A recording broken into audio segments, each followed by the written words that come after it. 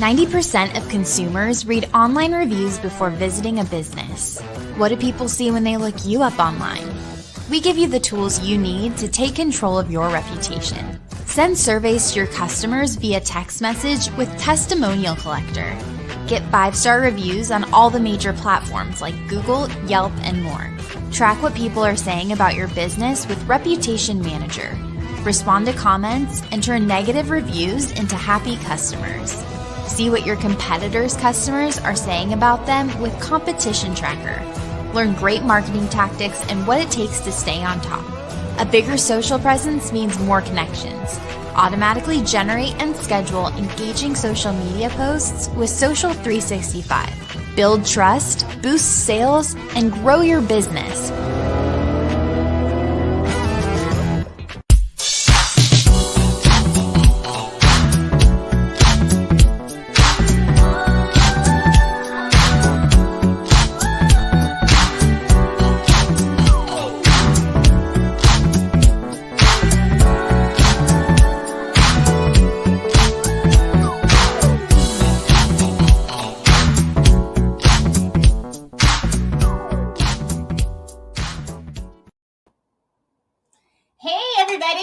Welcome back to another great Thursday, another day in the life of an entrepreneur. And I am Rose, the host of the Entrepreneur Live Show. And I am always happy to be here. And I always want to start off by saying thank you to all the dedicated listeners, especially those of you who have been downloading all of the podcasts. I mean, I'm just so happy about that. So excited because my download results are great. What that says to me is that you like my guests, and I like them too because you like listening to them. So for everybody who is listening on their favorite podcast app, whatever that is, thank you. Although I can't see you, I think that you're amazing, and I appreciate you, and thank you for always staying faithful subscribers.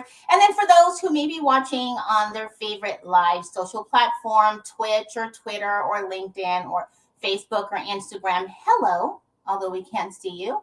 So I always want to start with my housekeeping and say thank you to my wonderful sponsor who has been sponsoring me for so long and who has been amazing and who has been a great asset to the show. And that would be Marketing Out the Box with Sean Maddox. So if you want to reach more people, grow your customers, beat the competition, make sure you check out Marketing Out the Box. Just go to iwantmorecustomers.com.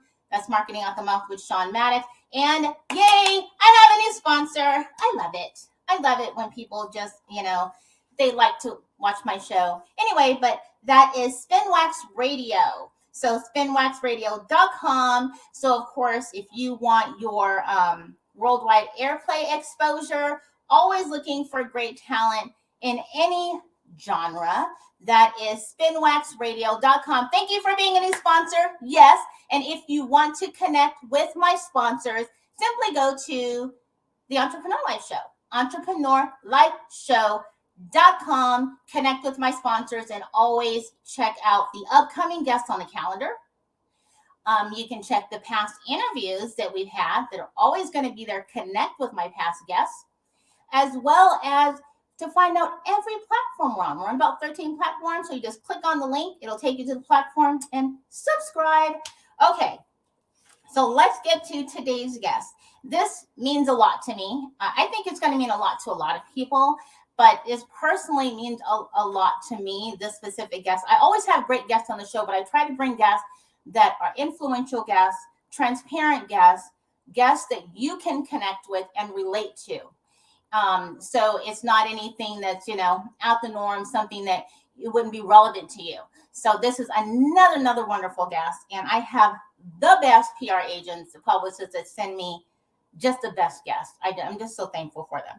So today I have Janesha Forrester, an Orlando native who turned her passion, education and teaching, and decided to become an author and take her personal experience of 3 generations of, we're going to get there into that, but was a really help with a lot. I think anybody, but women, you're going to connect, and making her debut release of her book, the cycle between us. And I think that alone says a lot. Just the title of the book. So I want to bring her on the show. I can't wait to get into the interview, and so that you guys can get the book. Let me tell you, I'm happy. Let me get on the show. So I'm all like, getting all into myself. So just a second, and we're gonna bring her up really quick. Hello, welcome to the show. Hi, thank you for having me on. Thank you for being a guest and accepting the invitation. And I have to tell you, I have the best guest. But when I read your bio, and I was like, oh my gosh, it's not only very touching, I think, so anyone can relate to, but especially I think every woman can connect with everything you're about to share. But you have, I don't know how you you have to have gone through a lot to write this book. So first, I wanted to ask, just my first question, and I'm sorry, I'm jumping right into it because I'm just really, really, really excited. So just the title of your book alone, just that says a lot. So if you don't mind just sharing a little with what made you decide, when was the right time, and why this book? When is the right time to say, I'm about to share my journey? I decided to write this book. Well, this has been in the works for many years. I've always wanted to write a book about breaking the generational cycles and just trying to get out of that cycle and do something better than what your past generations have done. And I it's just been going on for so many years, and I can never find a time to do it. And I finally sat down earlier this year, and I said, I'm going to finish it. I'm going to write this book so that it can impact so many women, and it can help them out, especially the earlier generations that came before me. They could sit down and read this book and see how these different generations of women went through different cycles, from teenage pregnancy to abuse to being in the juvenile system. All those types of cycles are trying to be broken. And it's in so many, not only women, but men too. Men have cycles as well that they're trying to break within their family. And I just sat down, and I have cycles within my family too. And I'm just trying to break them. And, it takes time. And sometimes people don't know where to start. And I feel like this book can actually help lead them into the right place. Did you feel, I've heard this. I've heard that when people write, it's, I guess, their biography, in a sense, their story. And, they've gone through and they say, okay, I'm somewhat where I want to be right now. But that when you write it, it's like reliving it and going through those experiences that you might find you might have missed something. Or now you might have to kind of go back through that journey of, okay, this is something else that I need to get through. Were you having to kind of relive it in a sense? Well, I was trying, because I wrote this book so that it's not only about the cycle I've been through, but different women that I came across in my life. So the book is fictional, but there are so many topics in this book that I went through. My, family in the past went through, women in my family, friends that went through the same topics, situations as well. And yes, it did bring me back because I can relate to some of the things that went on in the book as well. But it does bring you back because it takes you back to how you broke the cycle in your family.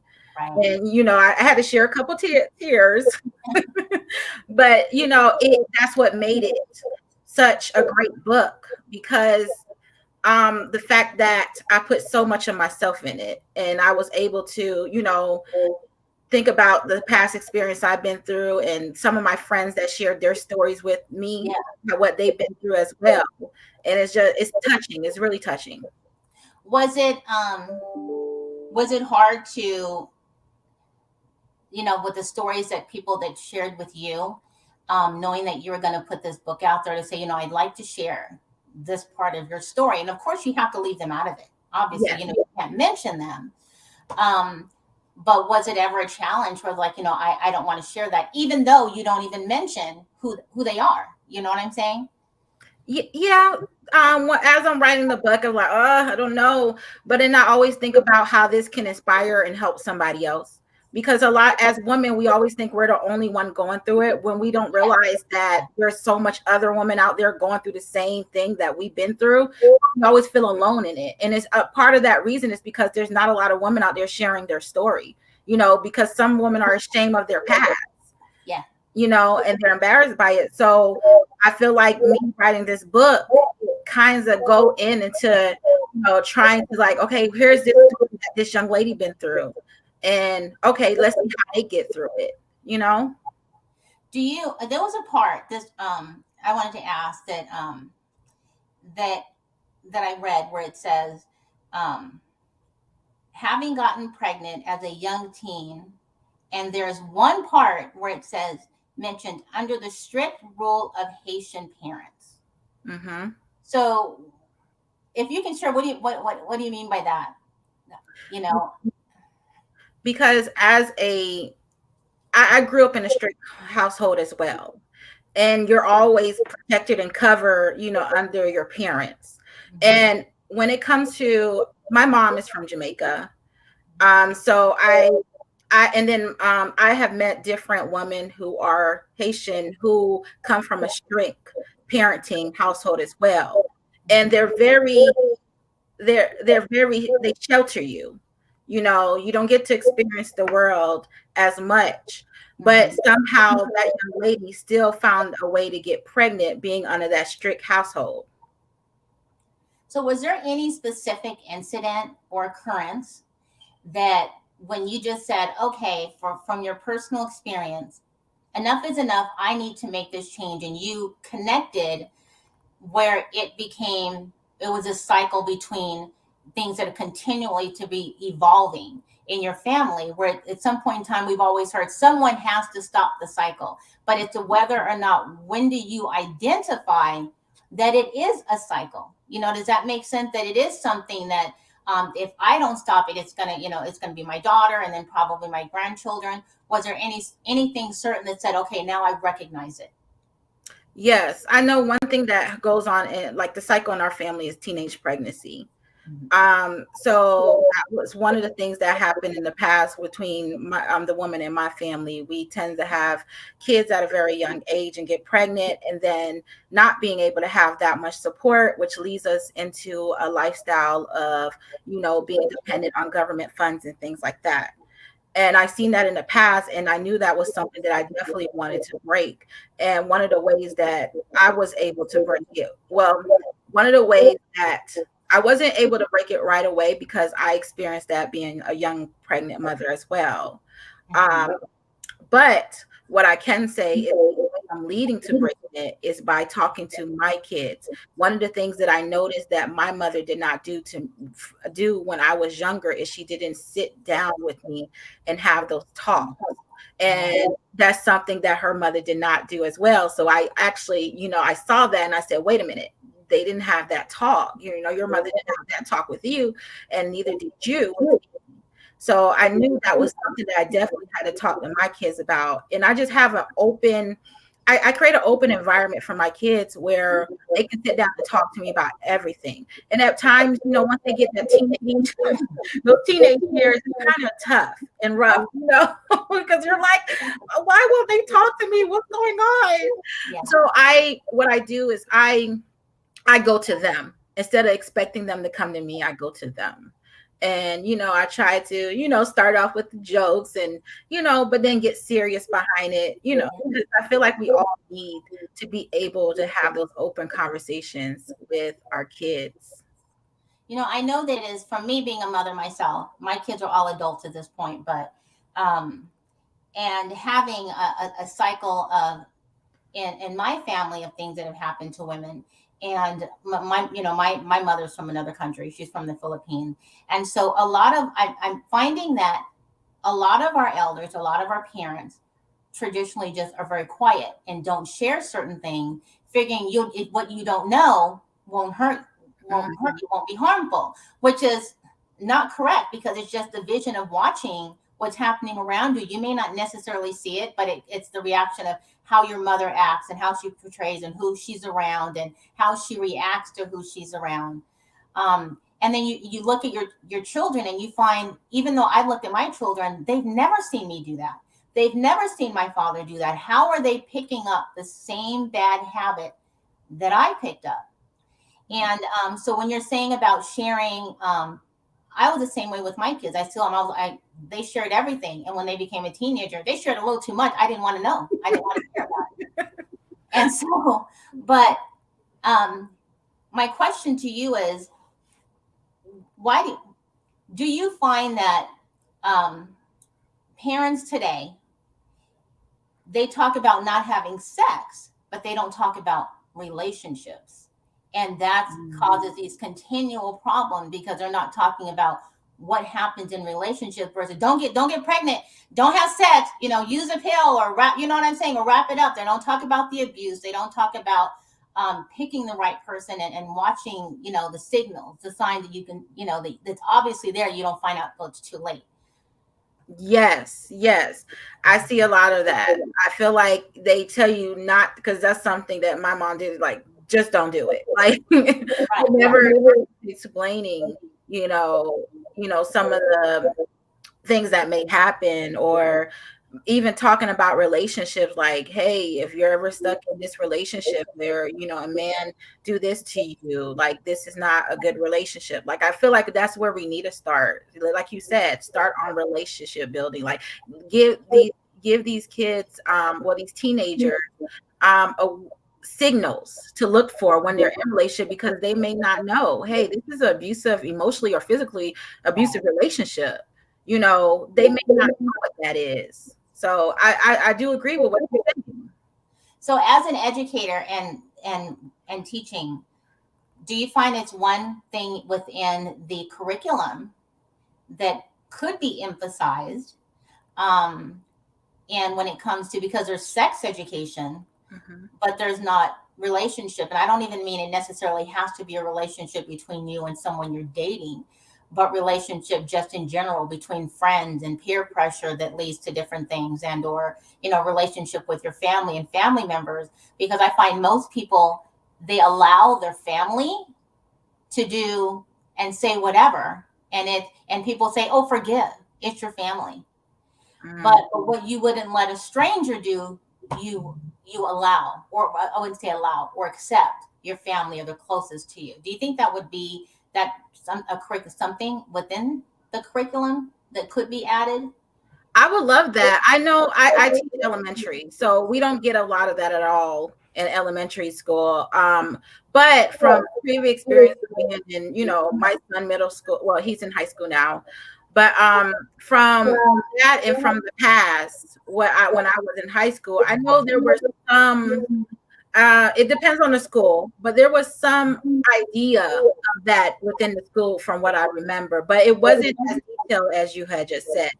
So I would think that's a great idea to put that in there, because, sometimes these young ladies, they experience these abuse from high school, being in their first relationship, and they're not knowing, hey, maybe this is just a relationship that I have to deal with, they don't know that this is that man shouldn't be talking to you like that, or putting their hands on you. So I think that's a great idea, especially in high school course, and maybe even start younger in middle school, so they can get out, because some kids do start dating in middle school. So that would be a good idea. Yeah. And I know, I found that there's seems to be a conflict between church and society and church and tradition and how you're raised when it comes to women. So, as an example, it seems like within the church, women are to be submissive, and you're behind your man and next to your man, and you don't, in Catholicism, not even divorce unless it's like having to do with maybe cheating or child molestation. And women are normally raised where you're just, you're preparing them for marriage. You're preparing them to find the right man rather than the right man finding you. You're having to be validated and given permission. And so there's a part where I thought was very powerful, where in your book it says about validation of a man is a prize to seek. And so, which is, I mean, that says so much. I had a previous guest on the show where her book was "You Are the Prize," and then when I read that, I'm like, it's such a powerful statement. And how did you, and just by that statement, how did you come up with that? Because of how you were feeling, that you needed validation, and all the stories that you put together from women, as though you were just not enough, everything you needed to do to just find, and you weren't finding the right man, right? You weren't finding the right relationship. Yeah, because I see that in a lot of different women, actually. I see that they feel like they're never good enough for a man. Like there's so many women that put themselves to the side just to please a man who's not even trying to please them, trying to make themselves worthy. Every woman should know their value. They should know that they're worth more than what a man can ever give them. You're supposed to have that self-validation when it comes to yourself. And I feel like they accept so little and they give so much. And I don't think it's not fair. So yeah, that's where it came by, just the relationship and the women that I see and what they go through and how I feel like they don't make themselves worthy enough. I'm not against people going to church, following the Bible, following tradition. But there are, concerns that I have when it comes to trying to follow the church and be a woman of faith and of God, and then follow your husband and accept. And, and somewhat, you're submissive to him. When you're really supposed to, he's supposed to lead you, but I always believe it's a woman leading. It's very difficult for a woman to say, I'm independent, making my own choices, making the choice when she wants to have a child, make a choice when she wants to be married, but you're faithful into the church and wanting to abide by the gospel. Do you find that to be a conflict, or if anyone that you've heard stories from, or yourself, like, how do I follow my church, follow the Bible, and follow, but you want to also have your own individuality, so you're healthy. You know what I'm saying? You're mentally healthy and you're spiritually healthy. Mm-hmm. I actually see that as definitely a conflict. I feel like so many women, they want to obey, their church, and know they have to, be the man has to be the last decision when it comes down to it. And, it's hard to kind of balance it. Yeah. Because you as a woman, this is your body, and you want to make sure you're making decisions based on you as well, instead of just your husband. It has to be for both. But I think ultimately it comes down to your spouse. Like, I have a great husband who supports me whatever ideas I come through, and we sit and we talk. We have that communication skill that we can agree on something. So it's not just me we're putting each other first. Right. So it's based on the spouse as well. So if you could find that great spouse that will sit there and communicate with you, then hey, I feel like your relationship is great. So when you thought about, it says, I completely understand about toxic parents, and that could be, it can be your father too, and what, the mother and the father, the mother and the mother. Was there a point in time, or did you have to experience, where sometimes our parents are in denial, or they, they kind of sweep it under the rug, believe things didn't happen, or get over it? Some say, get beyond it. Was there a point where you were able to sit down with the people in your family and, and express, like, this is what's affected me. This is now what's affected me even today in my life. And sometimes they need to help you get through that. I personally had a lot of problems, and I always felt that I needed the people who caused some of that emotional damage to help to give me closure. And then I realized they weren't going to give me closure. No. So I had to figure out how to do it on my own, but still know that what could be coming later in life that when that time, when that person comes to me, because I believe that they will, I believe these people will before they pass, and to say, you don't even have to say you're sorry. But did you find a time where you're like, okay, did you get that closure that you needed to help you, and or either anyone that you dealt with, or did you figure out I have to heal myself? I was able to get, because I felt first, and for me, the conversation that I needed to have with that person, it wasn't for them, it was for me.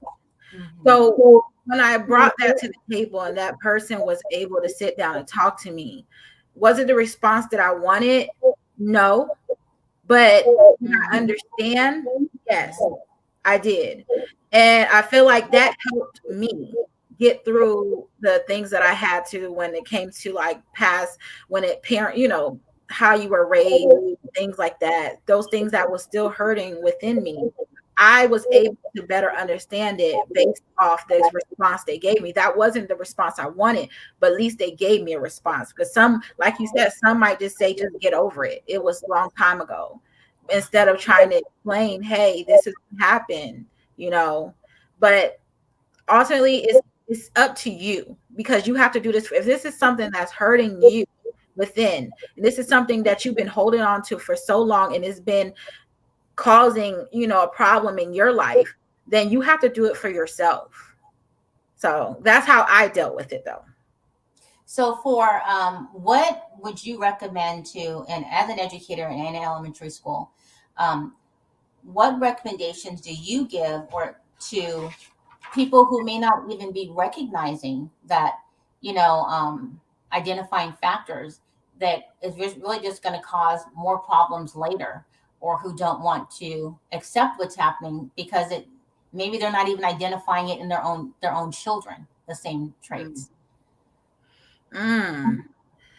That's a hard one, because I feel like in order to recognize it, you got to have that conversation. Where you got to realize what's going on in your family, first of all. So once you realize what's going on in your family, then you have the conversation. And I don't know, I just feel like that one is so tough to speak about something like that, because everybody have their own way of dealing with it. I've seen a lot as a teacher. I've taught at different types of schools, from Title I schools to like more of a multicultural school. But one of the toughest things that I had to witness while teaching was, oh Lord, this is a tough one, was children who, oh Lord, it's a tough one, because this one, it touched my heart, because there was a young lady who was going through something with her mom. And I can already, because I went through that, something similar to it, I could already recognize what it was. It was that same generational curse being passed on. And my fear was that little girl was going to wind up doing the same thing, her mom did. Right. And it as a teacher, that's why I tell I tell everybody, you're not just a teacher. First of all, you're a teacher, you're a parent, you're a psychologist, you're everything. You're everything, because those students that's in your classroom, you see them more than their own parents see them. Yes, I would have situations where that student would be at school from 7 o'clock. Mind you, start until about 8:30, 8:45, and they would not be home and probably till like 6:30. Yes, and that's painful to see, but what can you really do? I was just trying, for me as a teacher, I was just trying to be that listening ear for them, trying to show them so much love. So whatever love they weren't getting at home, they knew they had somebody at school that really cared for them. So Ken, do you mind sharing a little bit about what you have in your book that would resonate with a lot of women? I mean, in really even men, even though listeners, this the woman, she's writing a book and it has to do with 3 generations of women, doesn't mean that not anybody can not relate to what you're saying, to what you're sharing, to your story. So some of the things that I feel like that they can relate to it by some of the topics and the situations that occurred in the book was definitely teenage pregnancy. While I was in high school, I saw many young girls that was pregnant, and that was one of the things I wanted to try to make sure to avoid, because I knew that wasn't a road that I wanted to go down. And as much as I tried, things happened, but I didn't want I didn't want to just give up on myself because I was pregnant at a young age. I Right. wanted to overcome that, and I wanted to show myself a different lifestyle.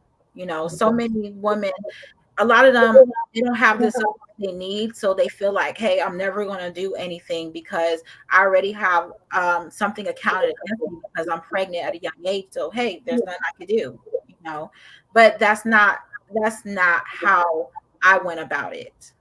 I definitely took a step further and tried to, find all the resources that can help me go to school and help me be better than what my previous generation of women were. So Do that's you, one. Hmm? do you think that sexuality and teen pregnancy is glorified? To me personally, I do.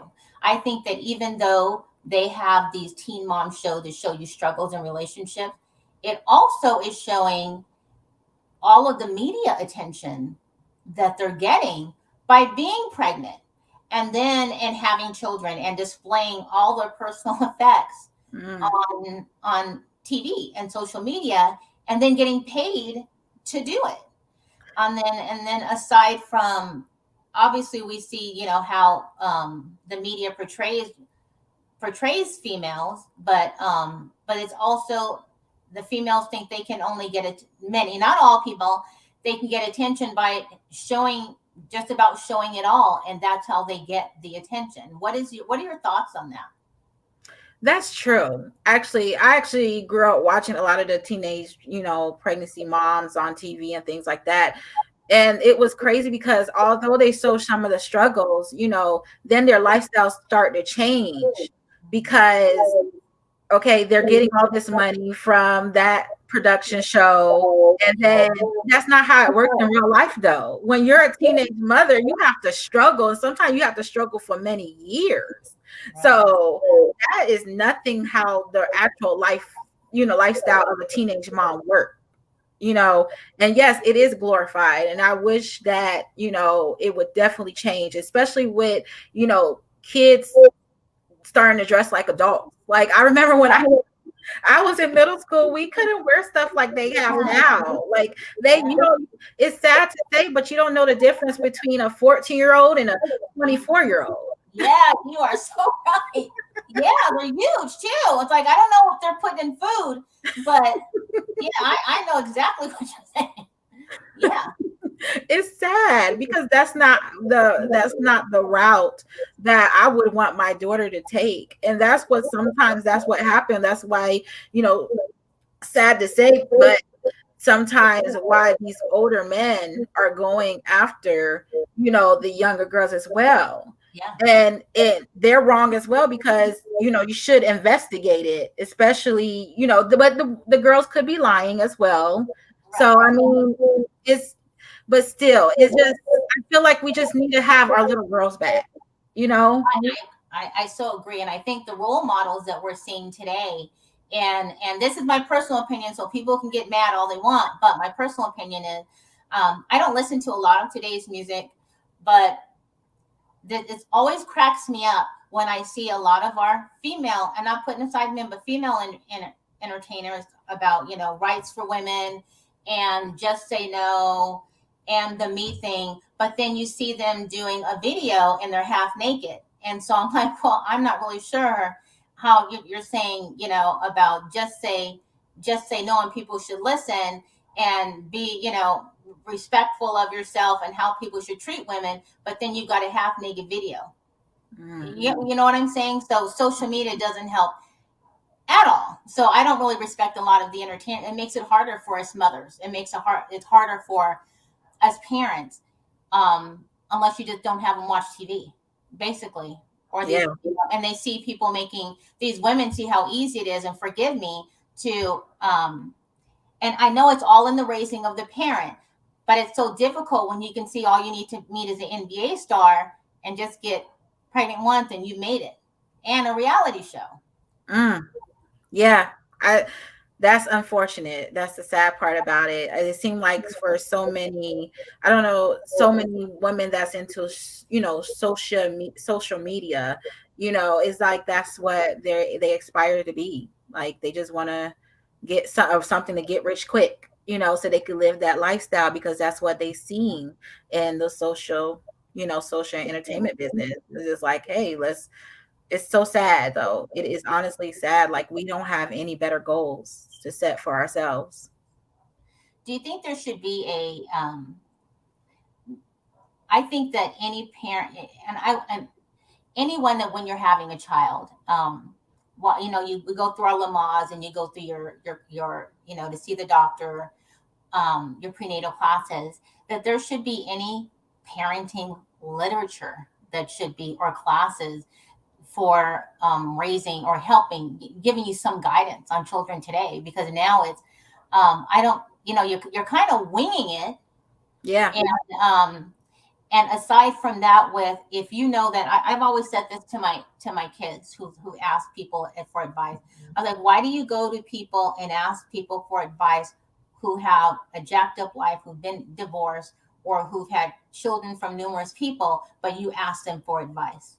And not knowing who to go to for advice. Do you think there should be some? I think there should be at least 10 hours of some type of parenting course if you're going to have a child, and especially and how you relate to children, because people seem to put it on educators and don't want to take responsibility for what they do at home. That's true. I do think they should have some type of parenting class, because kids these days are not the kids like back in the day. This is a whole new generation that we're dealing with, and they're growing up so fast. And because of what it's like, honestly, it's social media is what's raising them, and as much as you try to keep them from social media, when they're in school, they're also experiencing these other kids that's on social media that's kind of, guiding them. That's what I always tell, like, anybody. I was like, always talk to your kids before anybody else gets to them, because they're going to talk to somebody who's at school who's going to lead them in the wrong way. So I agree.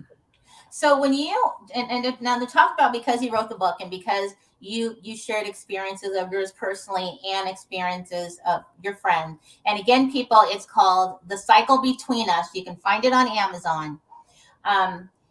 Is when you met your husband, were, like some people say, like I used to say, I'm broken. I wasn't going to find the right person because I didn't know how to choose. And then when you second guess yourself, when you think that is the person, but you can scare away the person because you've gone through so much, that the person that was right there in your face. So, and it's like, was it difficult for you? Were you able to share your experiences with him so he can understand you? And then, okay, this is the person for me.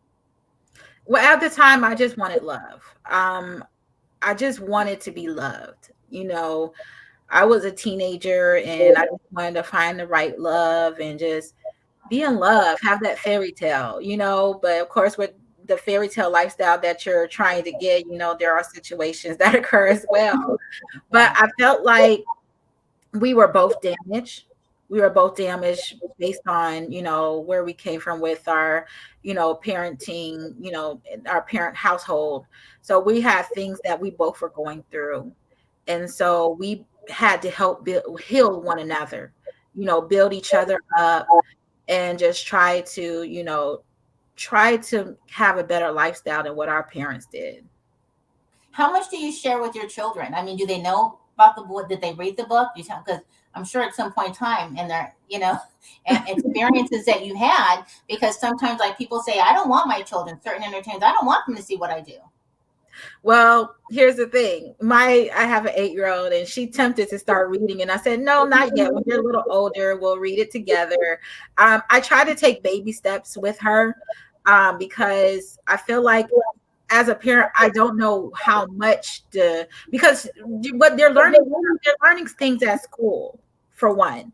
And it's like, I don't know how much should I share with an 8-year-old in this generation, So I do take it step by step. Plus, she's a little bit more advanced, anyways. She always come to me and talk to me about certain things. I don't know if this is a little bit too personal, but you know, she didn't know, there was a girl at her school that talked about being on your cycle. And I didn't have the chance to talk to her about that yet. And so that prompted me to talk to her more before she found out too much. So I wanted it to come from me. So I did take the step. I said, okay, well, she's talking about it. She's coming to me. I don't need to hide anything. Because obviously she know the word. She may not know what it means, but she know the word. I took the step and I talked to her about it. She's a very smart little girl. She usually find out things before I tell her, unfortunately.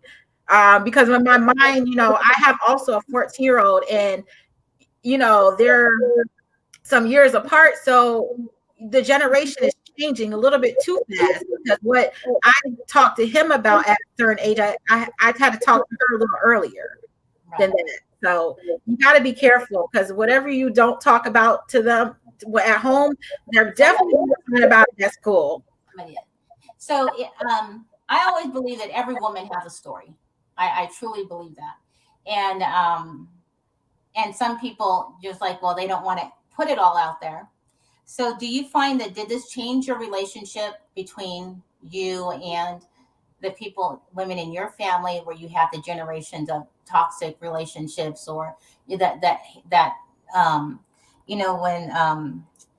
when the history of challenges that you had, did it change it? And were in a good way? Actually, it did.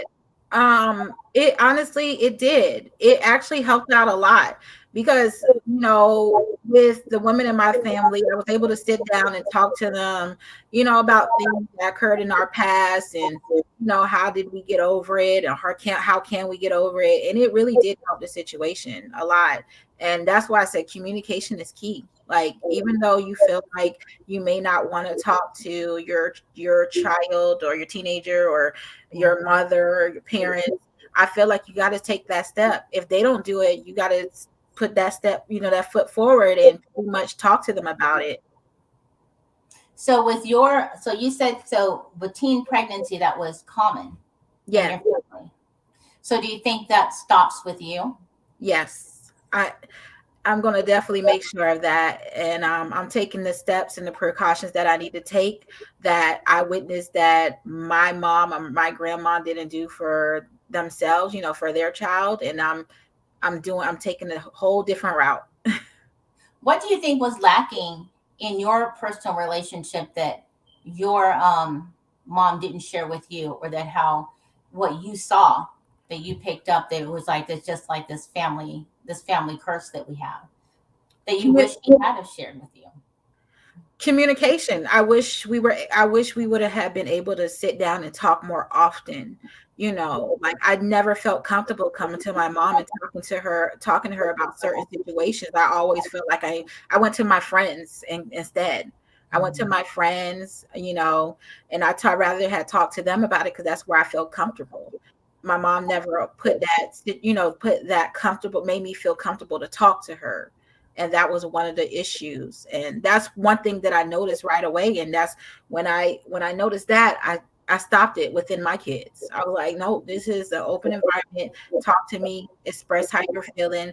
Tell me how your day was. If you're going through something, don't ever feel like you have to go through it alone. I don't want you to go through it alone. Please, you're not judged over here.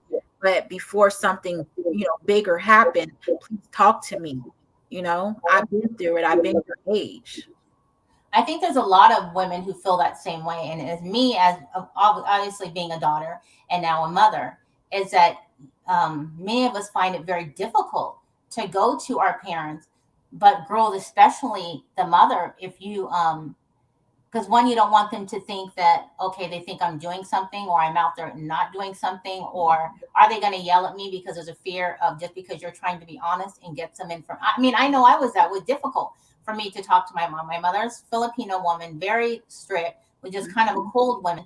And it took me years to understand that some of the things I was going through currently, she had gone through, and she still has not moved on from that. And so there's sometimes when you can detect as a child, you don't even have to know and see what's happened. There's just this uncomfortable feeling of how do I come to my parent and talk to them. And so for those, as you being an educator, what would you share with youth or people who are it's difficult for them to go to their mom? And sometimes even with teachers, you don't know what to share with anybody in general that you could say that would help them, because they could be going through something, or someone who could be listening, or even a mother right now who has a young child who's been in a situation where they're like, this is me right here. Yes. For me, it's actually crazy, because as a teacher, I felt like all my students were so comfortable to talk to me. They would go and tell me from the beginning to their day until, the end of their day. They felt so comfortable talking to me about anything. And I felt good about that, because I was like, well, like I would ask them, well, did you tell your mom about this? Or did you share it? Oh, no. And they wouldn't tell their parents. And these were kids in 4th and 5th grade, who maybe felt a certain type of way, or they were upset about something, but they would always share with me, but they wouldn't tell their parents. And I thought and they were really there. These kids are very open. First of all, they were really open. And I felt that was weird that they wouldn't be open enough to tell their parents. But then I realized that, hey, I wasn't open to tell my mom anything, but I was always closed in as a child. Right. So I guess no matter if you're closed in or open, you just don't feel comfortable talking to your parents. So that gets me to believe that we as parents have to create an environment for these kids where they don't feel judged, or don't ever, if you, like you said, like you were scared to tell your mom because you didn't want them to think that you were doing something that you had no business doing or anything like that. So we as parents have to create that environment where it's open. It's an open environment. They don't feel judged. They feel comfortable talking to us. How about we share our experience, part of our experience with our kids, and let them know. Like, I always talk to my son and I tell him, hey, this is what I had to go through as a teenage mom. Don't think because I made it this far now, that it was always like this. It was never like this, so. Just from my surroundings and who I've been around, and that comes from me growing up between a youth and the friends that I've been around and socialized with, and then people I've worked around. And this is just my personal perspective, is that I found that people, and I don't like to use the word minority, that's just the word that people use, as in, people who are Hispanic or, Asian or Islanders or Black, African American. So when I say minority, I don't want people to get offended by that. But it seems that when it comes to people who are a minority, they have a certain traditions. And so they feel that no matter if they have a toxic family member or people in their family, or a history of issues where people just sweep things under the rug, no matter what that is. It could be mental illness. It could be child molestation. It could be, having children young. It could be abuse. That it's almost like we are raised to be taught to you say nothing. And I find that because the majority of people that I have been around all my life have been always from someplace else, and their family, their parents are from someplace else and migrated here. And that even when I have like a lot of clients who are Russian and Jewish, and it seems to be that same historical pattern of people when their parents aren't from here, they're raised a different way traditionally, then they come here, and then their children are just like, you don't do anything, you don't say anything. And then you kind of have to become Americanized, I guess you'd say.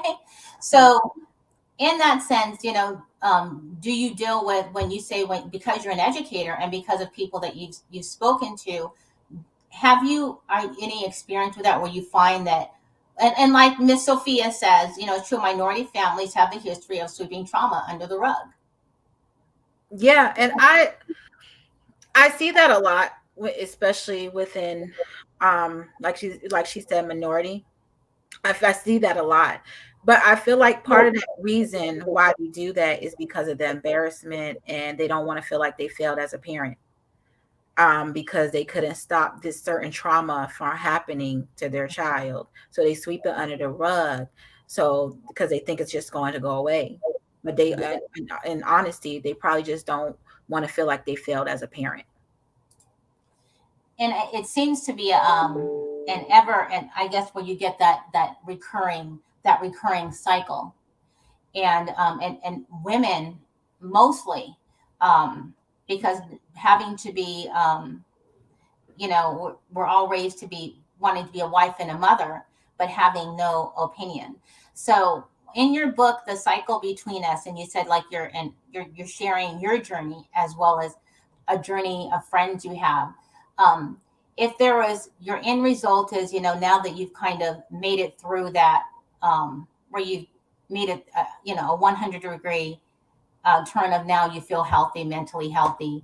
Do you feel you're always struggling, or you're always having to work on keeping yourself to where you're like, you've changed the historical toxicity in your family, like kind of like a drug addict or someone, you're always having to work on it? Because I find myself, I always pick up traits and I have to catch myself like, I'm doing that again, or I'm acting like my mom. And not all the way, my mom's not a horrible person, but there's certain things, in the tradition of Filipinos, that I have to stop doing. And I said, I have to stop that. Do you find yourself still struggling in that sense? Yes, I do. Like, I actually, similar to what you're just saying, is I do feel like I always have to, you know, mentally make sure I'm still there and make sure that, I'm still, I'm just a changing woman. I'm just trying to make sure I'm staying on the right path, and I'm not having those look like I'm not, like you said, experiencing those same things that your mother, like, I'm acting like, oh wow, I feel like this is so similar to what my mother went through. Let me stop and help repair, help mentally deal with this right away. I don't keep it going. I stop it right in its track. So I do have to constantly work on myself. Well, this was a very, for everybody who has been listening, and I see a few of you there on the podcast. Thank you. I have on today's show, Janesha Forrester, where she's debuting her book, The Cycle Between Us. I think that anybody could relate to anything that she has shared today. And, if you have a family of where you have some historical trauma, maybe, you might be able, I think you'll be able to resonate with it. And so for those who have been and also watching live and commenting, I appreciate you so much. I hope you guys do check out the book, The Cycle Between Us, which can be found on Amazon. And of course, I have that on my website. I love the cover. I love that cover of the three hands. Thank you. Thank you. And so you can get that on Amazon. And of course, for women, definitely pick it up. Anybody can pick it up, but definitely pick it up. And it actually is a really good price. It's a really good price. I was on there. You can check her. You can get the link at my website, theentrepreneur.liveshow.com. And I want to make sure that they know how to connect with you, where you are on social media. Make sure, so they can also get the book, and maybe they might have some questions, some stories they want to share with you themselves. So yes, you guys can go to my Instagram account is Janesha _Forrester_Taylor. And I do have a link in my bio, and it should take you straight to the Amazon site, and you can purchase it there. I'm also on Facebook under Janesha Forrester-Taylor. And please feel free, either in the Amazon account, you can leave a comment in there, or you can just come to my social media account and leave comments. Tell me what you think about the book. Share your own experience if you would like. Also, I just really want to know what you guys think of the book, and if it helped you in any type of way, please let me know and just comment. Well, again, to everybody who has tuned in, who has been listening or might be listening and download on the replay, you can always find the show on any of the favorite podcast platforms that you listen to. Just go to my website, entrepreneurlifeshow.com. Find your social platform, subscribe, follow, get notifications. You can check out all of the past guest interviews. You can watch this full interview if you are listening somewhere versus watching, and you can see all the past guests and the upcoming guest shows and how to contact them. So it is Thursday. Thank you all again for watching. Thanks to my sponsors again, Marketing Out the Box. And you can check them out at iwantmorecustomers.com. And of course, my new sponsor, Spinwax Radio. So if you are trying to get more exposure worldwide in any genre, go ahead. They're always looking for great talent. That's spinwaxradio.com. And we are going to see you next Thursday. You can find out who the guest is next Thursday by going to the website, entrepreneurlifeshow.com. If you have a great guest and you are a publicist, go ahead, check out the website, send us, we can look at it and see if there would be a great fit for our show. And until next Thursday, bye everyone. And thank you again, Janesha, for being a guest. Thank you so much. Thank you. Bye everybody. And we will see you next Thursday. Bye.